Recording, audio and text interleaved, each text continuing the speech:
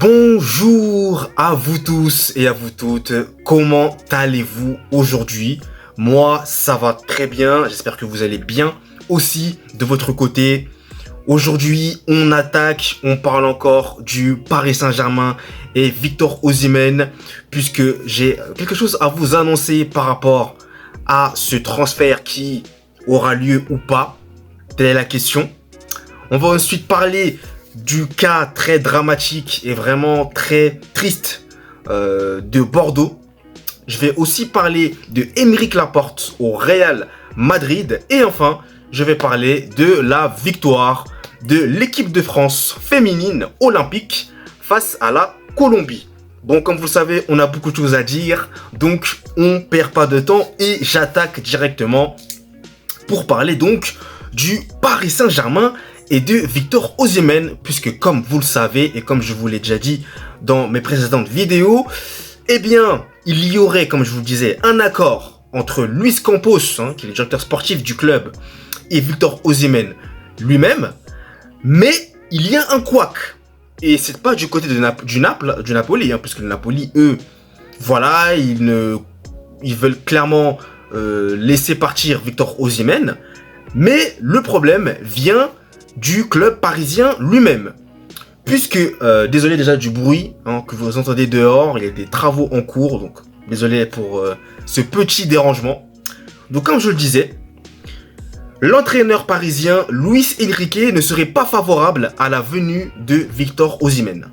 C'est pas le profil type numéro 9 que lui souhaiterait, donc ça bloquerait clairement la venue de Victor Osimhen au sein du club de la capitale. Donc d'un côté, vous avez Luis Enrique qui n'est pas favorable à cette arrivée, et de l'autre côté, vous avez Luis Campos et même Nasser El Khelaifi, le président parisien, qui eux sont d'accord pour la venue de Victor Osimhen. Donc comme vous vous en doutez bien, il y a un léger conflit qui est en train de se créer. Donc ça va être compliqué, je ne sais pas comment Paris va faire pour ça.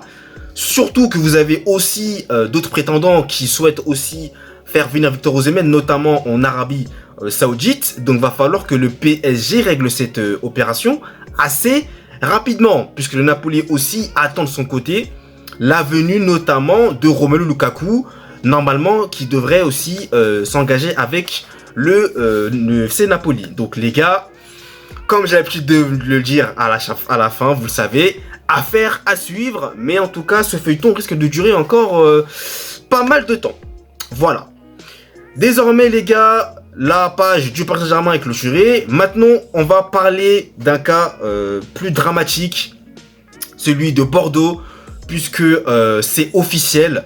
Le club de Bordeaux a renoncé à son statut de club professionnel qu'ils avaient acquis en 1937. C'est malheureusement triste ce qu'est en train de vivre actuellement le club de Bordeaux, un club si mythique qui, je vous le rappelle, a été sextuple champion de France. C'est vraiment très très très dramatique, puisque cette renonciation en tant que club au statut professionnel engendre notamment la fermeture du centre de formation des Girondins de Bordeaux, mais en plus de cela va occasionner par la suite plusieurs départs au sein du staff, au sein des joueurs. Donc c'est vraiment triste ce qu'on est en train d'assister actuellement. Et en plus de cela, ils ont fait un dépôt de bilan. Donc c'est de pire en pire, voilà. Tout le monde fustige comme le coupable numéro 1, Gérard Lopez, qui est bien entendu le président du club et qui a été vraiment pris pour cible. C'est vraiment l'ennemi numéro 1, entre guillemets, de cette tragédie que vit actuellement le club des Girondins de Bordeaux. Donc c'est triste, pas mal de personnes se sont notamment attristé de la nouvelle, notamment Aurélien Tchouaméni, Alain Giresse. C'est vraiment terrible, mais en tout cas, voilà, à l'heure actuelle, Bordeaux est donc en National 1, comme je vous le disais donc, et bien, c'est triste, c'est compliqué, mais voilà, c'est comme ça, et puis j'espère que Bordeaux pourra à nouveau se relever, et je l'espère vraiment de tout mon cœur, que tout cela ne va pas dégringoler encore plus, mais que tout cela va se stabiliser. Et voilà. Donc, écoutez, on parle même notamment, pour conclure là-dessus, sur une aide financière venue du président du club parisien, Nasser El Khelaifi. Bon, je ne sais pas si c'est officiel, les gars, à prendre avec faut vraiment faire attention parce que c'est pas non plus, je ne sais pas si c'est vrai ou pas, donc à prendre avec des pincettes. Voilà, à prendre avec des pincettes, les gars. On va maintenant partir en Espagne pour parler de Aymeric Laporte qui veut absolument rejoindre le Real Madrid. Mais les gars, il y a un problème aussi dans ce dossier, puisque le Real Madrid, fidèle à elle-même, hein, vous le savez, eh bien, ne veut pas dépenser pour s'acquérir le joueur. Il souhaite qu'il vienne tout simplement libre du club dans lequel il est actuellement, à savoir Al Nasser. Sauf que Al Nasser ne l'entend pas de cette oreille. Oui, bien entendu, et il réclame tout simplement une somme d'argent pour Aymeric Laporte. Ce que le Real Madrid ne souhaite pas faire. Donc, lui, Aymeric Laporte, il est prêt en tout cas à partir limite, entre guillemets, en bras de fer avec son club, afin de forcer son départ au sein du club madrilène. Lui, il veut vraiment venir au Real Madrid. Moi, je vous l'ai dit, je suis pour sa venue, et ça me fait vraiment plaisir qu'il veuille vraiment venir au Real Madrid. Maintenant, à voir comment tout cela, les gars, va encore une fois se terminer. Clairement, on va en entendre encore parler. Donc, Aymeric Laporte, pour l'instant, au Real Madrid, c'est loin d'être fait, mais c'est pas non plus loin de se faire. Voilà. Donc, écoutez, on verra bien comment tout cela va se terminer.